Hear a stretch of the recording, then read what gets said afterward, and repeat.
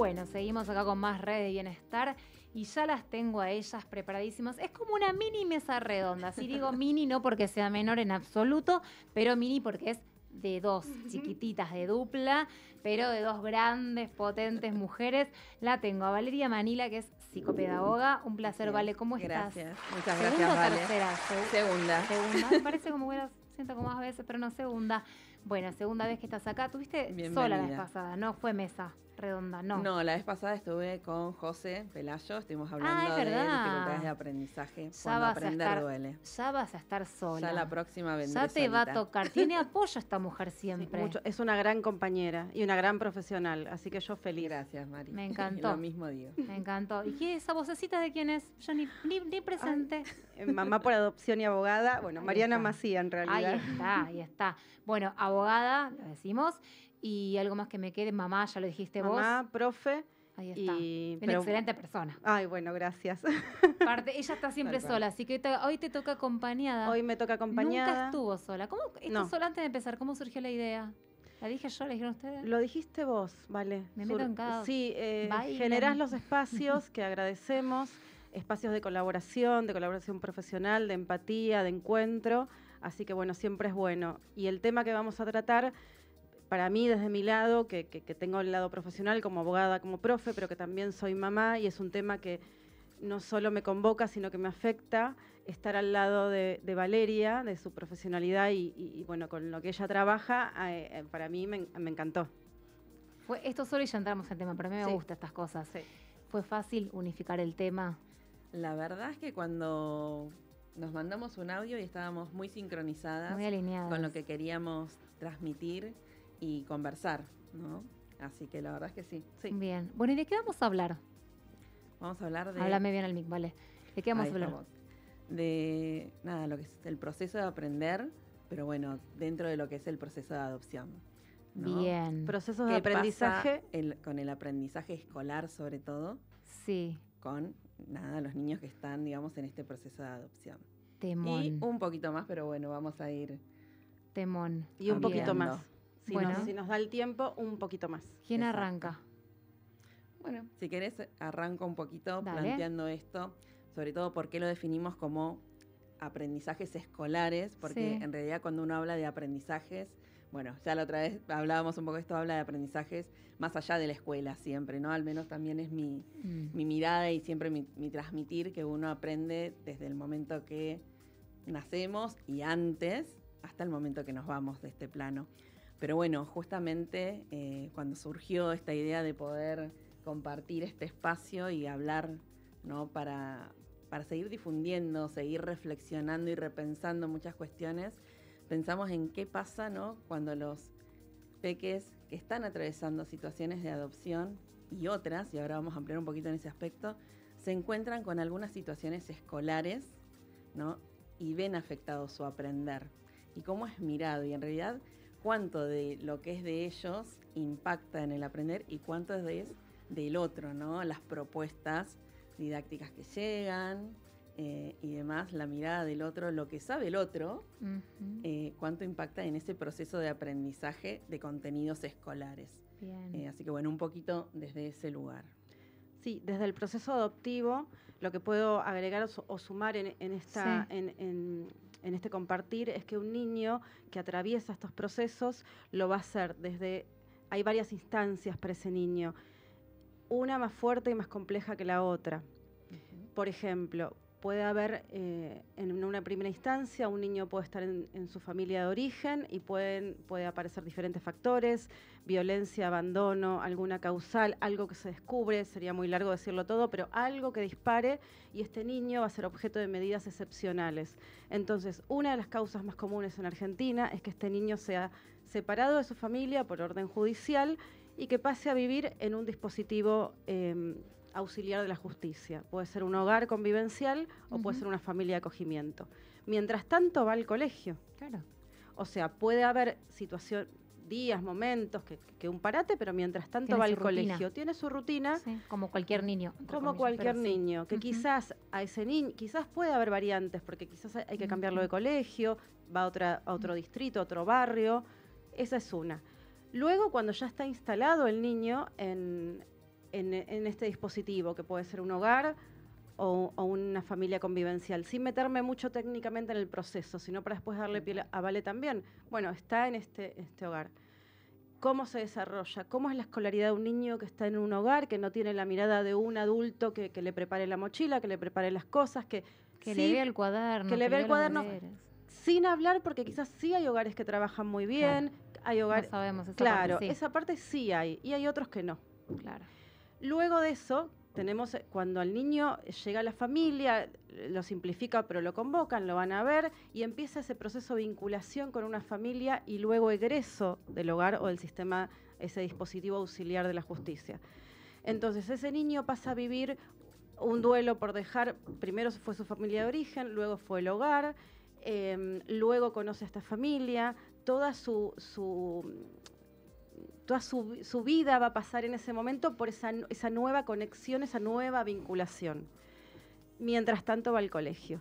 Y ahí por ahí cambia. Mientras tanto, por ahí cambia de nuevo, cambia de amigos, cambia. Y una vez que pasa esto, que ya es un montón, también en la vida escolar de ese niño, que ya está en su familia de origen, familia adoptiva, que ya está todo bien, que siguen pasando muchas cosas y muchos procesos. Y mientras tanto el niño va al colegio. Sigue estudiando. Es lo único que hasta ahí, lo único que se mantiene, que va al colegio. Sí, tal cual. Una constante. Como puede. Exacto. Por eso hablamos de prestar atención y acompañar lo que llamamos trayecto escolar, ¿no? Que es desde que ese niño hace ese primer ingreso quizás a jardín, si tuvo la posibilidad de hacer un jardín, sí, o ingresar a una primaria. Y como decía Mariana, es lo que uno va viendo en este trayecto escolar, que cuando se dan todos estos procesos y diferentes situaciones de vida, hacen a su historia vital.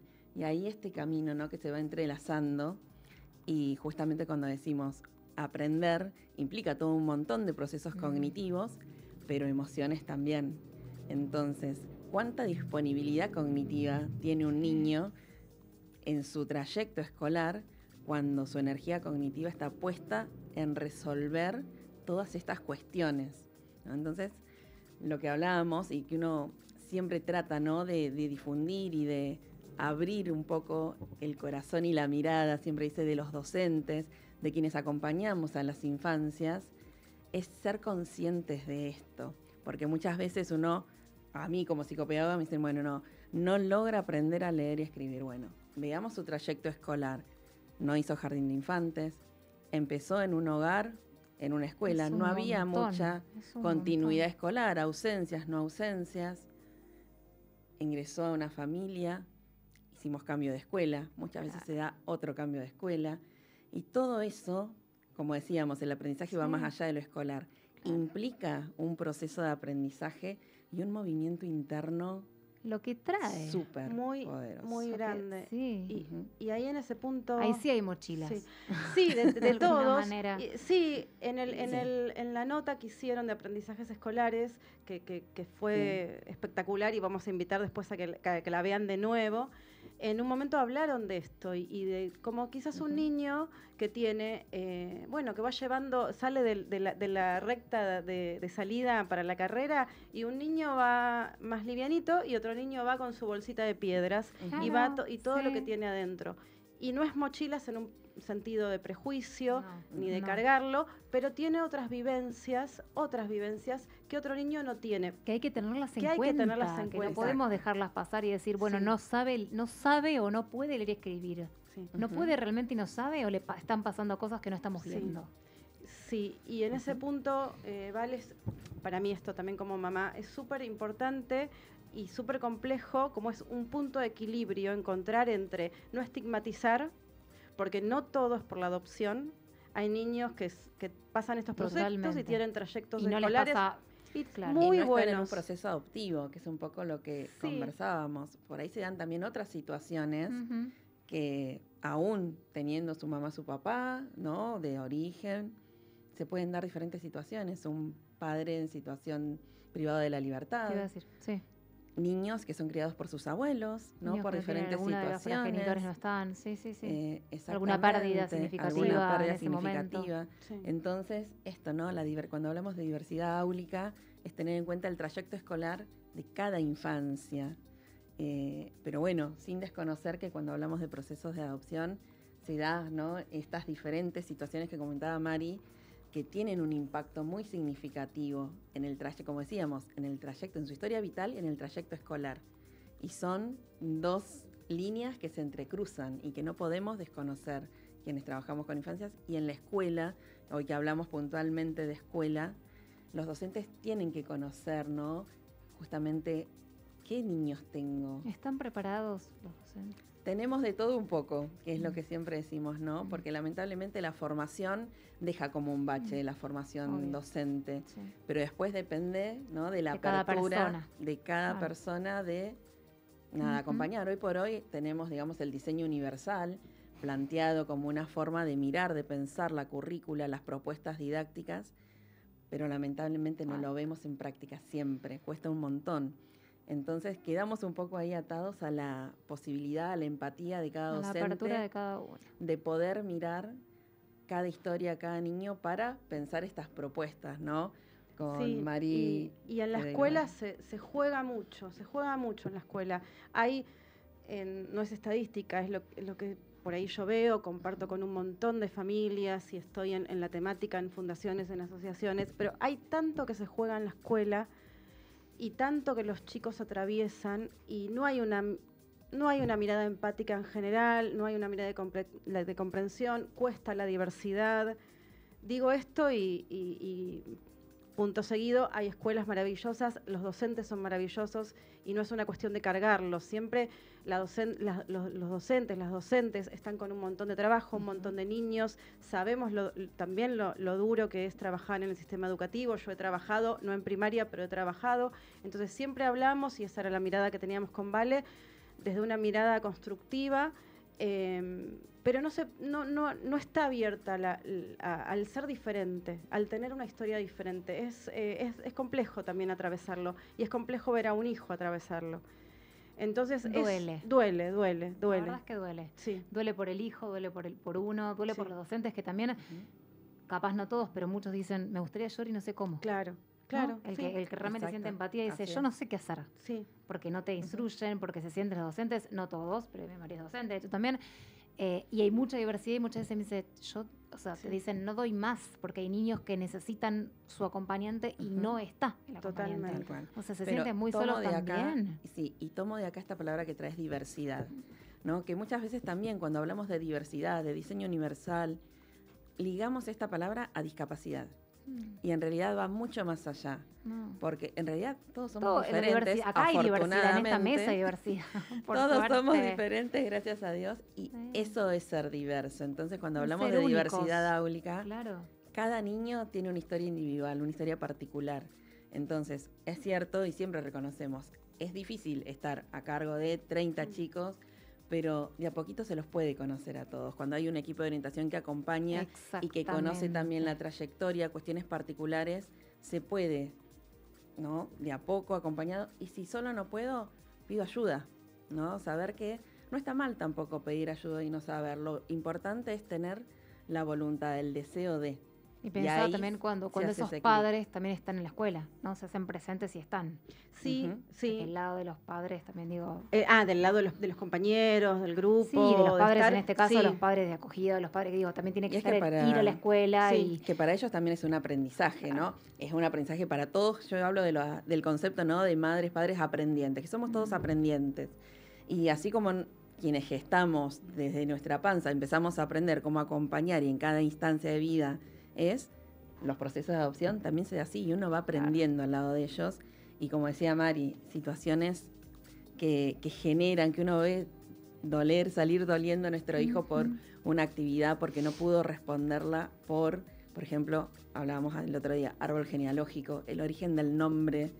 Hay un montón de cuestiones que a veces no generan esa incertidumbre de decir, nada, y no hay a veces un docente que acompañe, es como que tiramos la consigna, ¿no? Sí. Y nuestros hijos salen angustiados. Se podría, digo yo, en esas actividades pensar quizás una forma una alternativa. Claro, una forma de. Sin llevarlo a lo individual. Claro. ¿No? Sí. El otro día que charlábamos, Mari me decía, se podría pensar en él árbol genealógico con la historia de línea de Messi. Digo, tal cual. Claro. ¿No? Sacarlo de lo individual, de lo personal. Porque, hay forma de transmitir lo mismo sin el que... mismo contenido sin que impacte en claro. lo emocional que genera en estas situaciones. Y reitero, ¿no? No solo en los procesos adoptivos, sino aquel niño que por ahí perdió a su mamá por una enfermedad, que lo he transitado y me ha tocado acompañar estas situaciones y es muy difícil. Y cuando no está la mirada docente acompañando y se pone la mirada solo en no hizo la tarea, no completó, a ver, se olvidan de la persona, se olvidan del niño. Es muy difícil. Sí. Ahí, por ejemplo, lo que con apuntar a la diversidad, a hablar de esta diversidad úlica, lo que hablamos con Vale y también queremos decir que no es que hay que ocuparse de esto cuando hay un niño de familia adoptiva en el aula. No, lo que se propone o lo que debería hacer es siempre para todos. O sea, no tiene que haber, porque si no es como decir, conozco a alguien que fue adoptado y bueno, por eso trabajo. No, eso tiene que ser de base.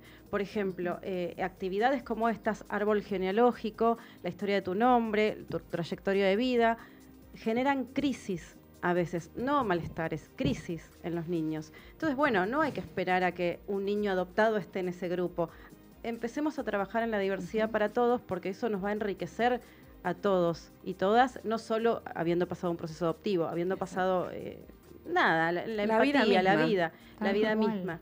Y sí todavía se sigue haciendo. ¿Por qué? Por unas preguntitas en la cajita que habíamos dejado ahora, ¿por qué se sigue haciendo este tipo de actividades, el árbol genealógico, que en la comunidad de padres adoptivos es que te agarrás la cabeza cuando viene esto? O la foto de bebé.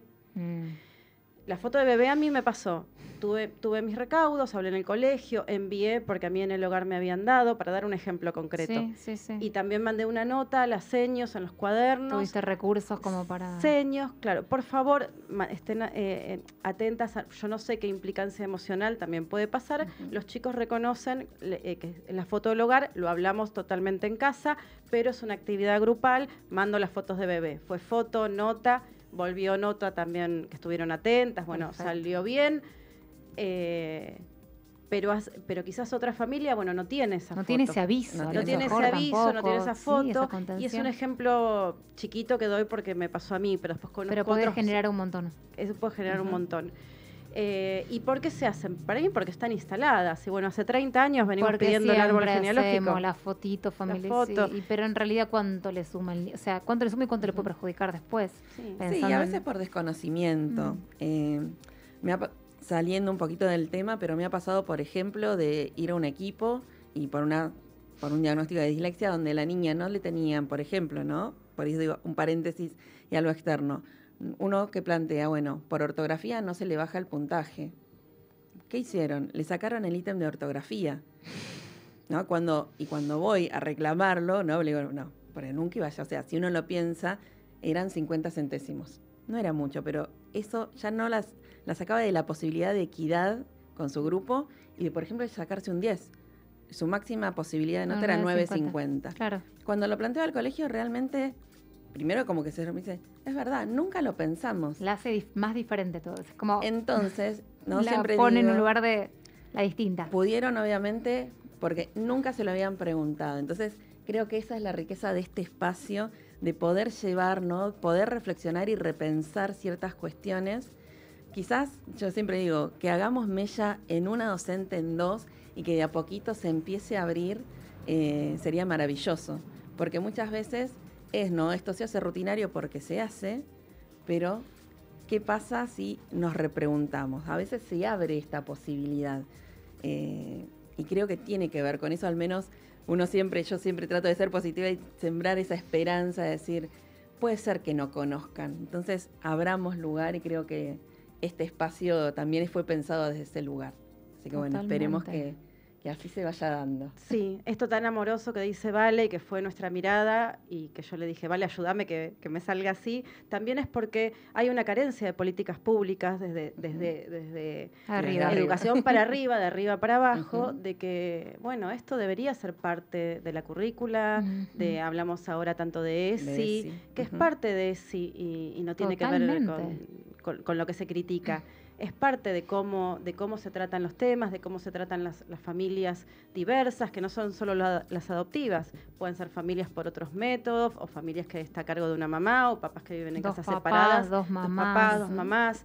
O sea, eso debería estar, y bueno, como hay cuestiones, bueno, vamos tratando de poner esta mirada, de ayudar, de sumar y de hablar, y bueno, así se llega también. Y qué es difícil explicar, yo la vez pasada, nos queda poquito tiempo, pero yo la vez pasada te contaba a vos, no lo que me pasaba con Mati y a mí, que no lo conté en la red, pero te decía, pero qué es en realidad, y él me preguntaba un poco, yendo por otros lados, pero me decía, ¿qué es en realidad adoptar? Y no sé qué, le contaba a Marian, y dije, es que no sé cómo explicárselo, y uno por ahí se siente una tonta, no sé dónde explicar, porque uno no tiene el concepto como metido porque es adulta, pero dice, claro, ¿cómo lo bajo a un niño de 7 años, ¿no? De recién cumplidos? Digo, que te pregunta y por su cuenta. Y hoy te traje un recurso para que lo expliques. Así me explica, me lo estoy imaginando. Pero digo, ¿cómo lo explicamos? Por ahí padre dice, yo no sé cómo explicar, que no sé, que no salió de mi panza, que no. Entonces uno no sabe bien cómo explicar. Entonces está bueno esto que decís, que haya educación. Porque me pareció ustedes y digo, ¿por qué no hay desde las escuelas esta educación? Sí. ¿Por qué no se habla más en algo que para mí es natural? Sí. Si querés ahí, como para dejarlo, porque va a quedar en el aire, hay familias adoptivas porque hay otro tipo de familias. ¿Y por qué se forman? Porque las familias de origen, mamá de la panza o papá biológico, o le damos ahí un núcleo, no pudieron cuidarlos. Entonces tienen su familia adoptiva, que son su familia para siempre. Y después se va agregando condimentos, más o menos de acuerdo a la edad de los chicos. Y con recursos se va trabajando, pero siempre hay que hablarlo, siempre. Y aprovecho acá el bache porque ahora tenemos un recurso que acá la señora, ¿no?, ya hizo presentación oficial. Y creo que tiene que ver con esto, y traigo también esto que decís, reconocer el que no sé cómo, y a veces también, ¿no?, poder decirle a nuestros hijos, mira, no sé cómo explicártelo, déjame averiguar, o repreguntar, ¿a vos qué te parece? ¿A vos qué pensás? Tal cual. Esa es buenísima. Déjame averiguar. Vamos a averiguar. No tirarle cualquiera porque la cabeza de ellos son tremendos. Y que también, o sea, no está mal reconocer que no sabemos todo. ¿Sabes que no? Poder, ¿no? Encontrar la respuesta y después poder charlarlo. Pero bueno, esa es buenísima. Mari, nos queda un minuto, pero decime, por favor, contame tu libro, contame algo. Un minuto.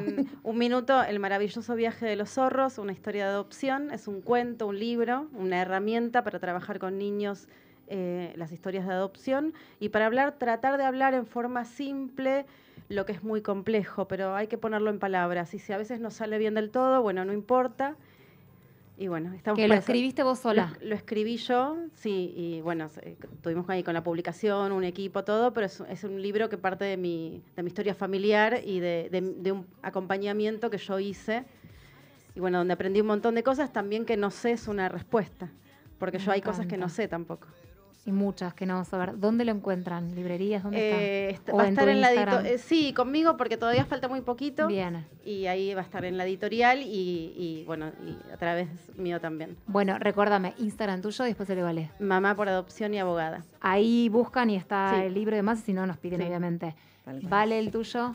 Bueno, ahí me encuentran en la cuenta profesional, valemanila. Con una sola L, te lo pido por favor. Con una sola L y B corta. Ahí está. Y bueno, en mi emprendimiento Cognijuegos. Por favor.